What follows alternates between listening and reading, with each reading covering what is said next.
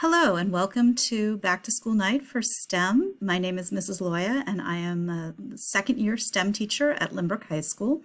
I have been teaching at Lynbrook since 1993, so been here for quite a while. My undergraduate degree was at Smith College in Massachusetts. I did a little bit of graduate work at UC Davis, and my high school alma mater is Gunn High School in Palo Alto. So even though I went back east, came back, I actually am from the area originally. I am a mom. I have a junior in high school who's also going through distance learning, just like your children. And hopefully in the spring he'll get to play basketball. And I have a daughter who is at the University of Alabama, Roll Tide, I have to say it. And she is experiencing her freshman year. And so she went through last spring in distance learning as well. So I know what it's like to have a graduating student go through this as well.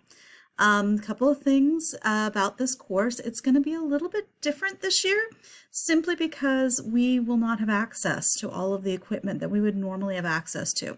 It's going to make us a little more creative. It's going to make the course a little bit more academic in some respects than it has been, at least when I taught it last year. So I want to go through a few things, requirements for the course that you may or may not know about.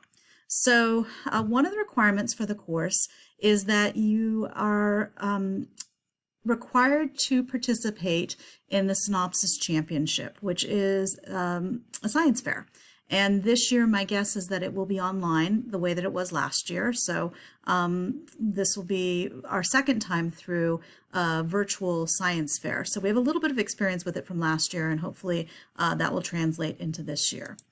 So eligibility rules, your students are eligible because they are students at Lynbrook High School and they are students in the class. Typically, high schools are only allowed to forward 30 projects per school, but because this is a STEM class, we are given an extra allotment of science fair projects, which are specifically designated for this class. So your student doesn't need to apply for extra science fair applications because they're in the class. As long as their project is accepted by me and then in turn by Synopsis, then they will be in the science fair in the spring. Every student can only have one project, so they must participate with this class in order to earn credit in this class. There is an application fee. There's nothing I can do to waive that one. So every student will have a $20 application fee. I don't think we're going to be able to do team entries this year, simply because it's going to be too difficult for students to collaborate and form teams via distance. So unless there's some extraordinary circumstances, we will plan on individual teams, which is a $20 application fee, which will be due the time that they submit their proposal. So a couple of things to be aware of. A lot of the work in this class is independent, which means because every student is developing their own project, they will be doing quite a bit of their own research, their own time spent, and there may be times when they are purely working on their own project during class time. I will have designated sign-in periods for them to do one-on-one conferences with me to make sure that they're on track. And we will have a starting and ending activity every day. But the vast majority of the time in the middle of the class will be spent on their own projects.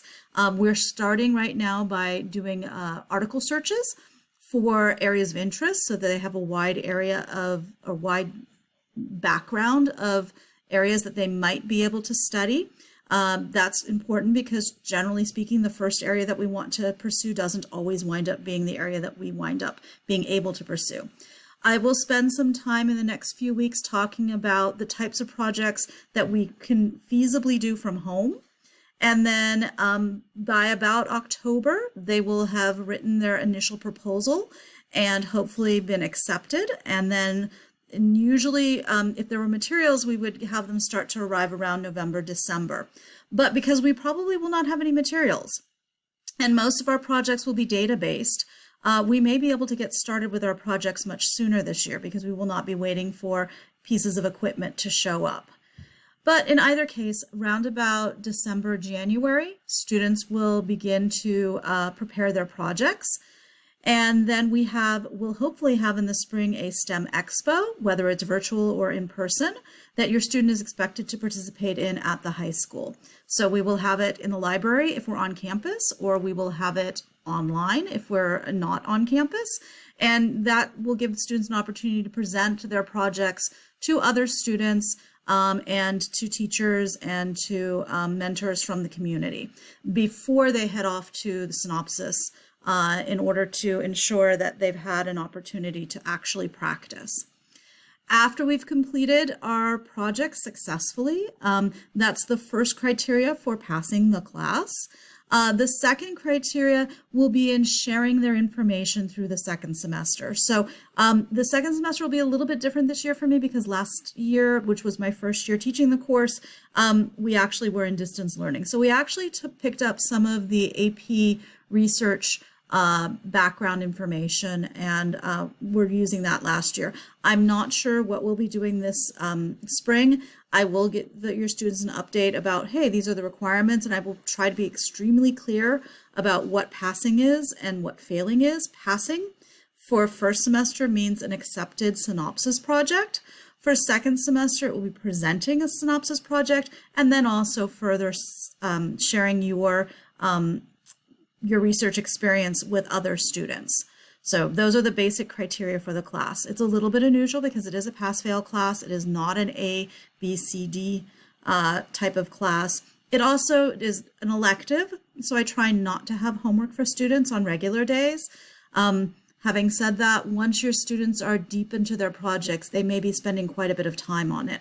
So I try not to burden them with extra handouts or other types of materials, because really what we're trying to do is individual research.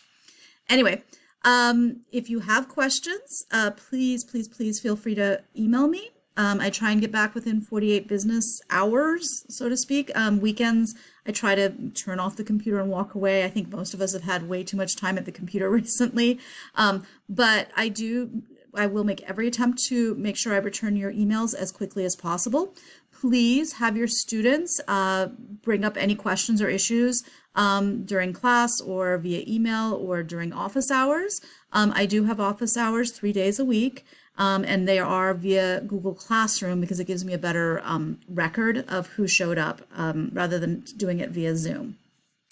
In either case, I'm very excited. I know it's a little bit weird, but we are going to be super creative this year in how we approach our science fair projects, and I think that's going to lend itself to some super creative projects.